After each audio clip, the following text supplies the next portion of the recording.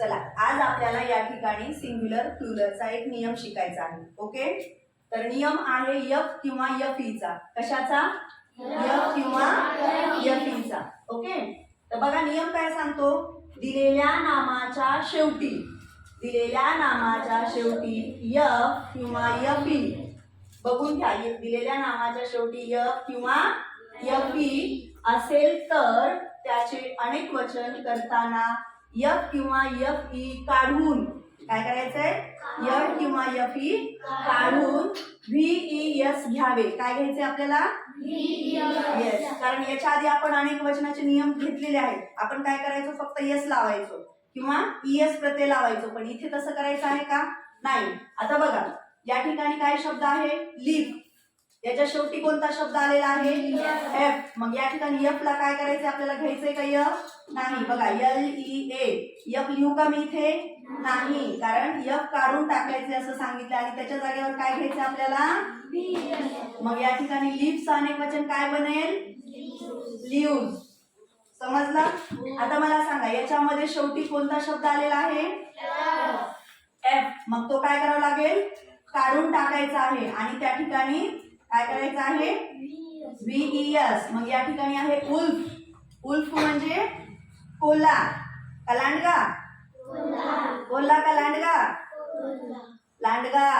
Wolf म्हणजे लांडगा. तर या ठिकाणी उल्फचं अनेक वचन उल्फ. लक्षात आलं? त्यानंतर या ठिकाणी एफ आले का? यफी. एफ का यफी? मग बघा हे यफी काढल्यावर काय राहील? एल आय राहते फक्त. आणि मग इथे VES आपल्याला जशास तसं घ्यायचं आहे. लाईव्ह. इथे काय आलेलं आहे? यफी. वाचा. नाईव्ह. वाईफ. एफ किंवा यफी घेऊ का? काढून टाकायचंय. तर या ठिकाणी काय करायचं? चला वाईफचं अनेक वचन वाईव्स. काय होतं? वाईव्स. त्यानंतर काफचं अनेक वचन काय होईल?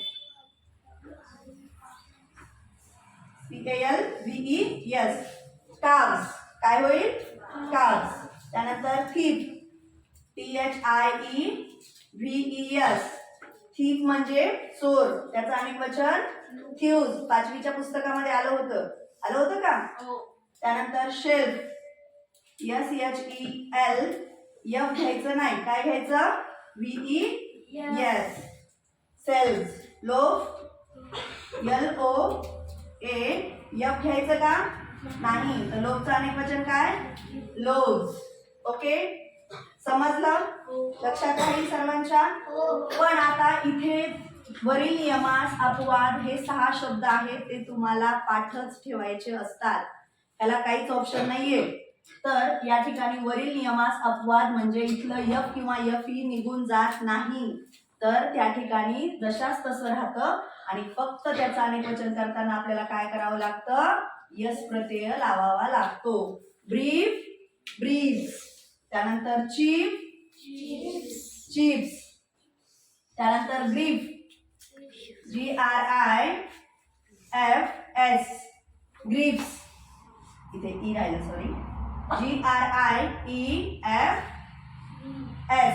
त्यानंतर प्रूफ. PROOF. पूर्ण स्पेलिंग लिहायचंय आणि जशास तसं लिहून यस लावायचं आहे. रूफ आणि पुढे एस लावायचं आहे. सेफ. इथे एफ आलंय. काढायचंय का? नाही. मग काय करायचं? SAF आणि एस. आता तुम्ही म्हणाल हे कन्फ्युजन होतं तुम्हाला, पण मोजून किती शब्द आहेत? 6 शब्द तेवढे लक्षात ठेवायचे. परीक्षेत कन्फ्यूज व्हायचं नाही. या ठिकाणी बघा बी आणि सी अल्फाबेट माहिती आहे. दोघं जण फ्रेंड लक्षात ठेवायचे. बी आणि सी. बी म्हणजे ब्रीफ, सी म्हणजे चीफ. याला फक्त यस लावायचं. त्यानंतर जी ला कुणी मित्र आहे का? या ठिकाणी जोडी आहे का? शब्द ABCDEFG. जी आणि एच असा शब्द आलेले का नाही? तर जी ग्रीफ हा शब्द लक्षात ठेवा. ग्रीफ्स. त्यानंतर आहे प्रूफ. आता बघा PQRS. पण याच्यामध्ये फक्त क्यू नाहीये. तर पी पासूनचा शब्द सांगा. प्रूफ. काय आहे? प्रूफ. त्यानंतर आर पासूनचा रूफ आणि एस पासून वस्तूंचा सेट. तर या ठिकाणी पी, आर आणि एस हे तिघ जण फ्रेंड आहेत असं लक्षात ठेवा. आणि 3 शब्द हे वरचे 2 आणि हे असे फक्त तुम्हाला 6 शब्द लक्षात ठेवायचे आहेत ज्याला फक्त यस प्रत्यय लागतं. आणि बाकीचे जे आहेत या ठिकाणी आपण लिहून दिलेले आहेत हे नियमामध्ये बसतात. या ठिकाणी एफ किंवा एफ ई आलं तर ते काढून टाकायचं आहे आणि व्हीईएस प्रत्यय लावायचा आहे.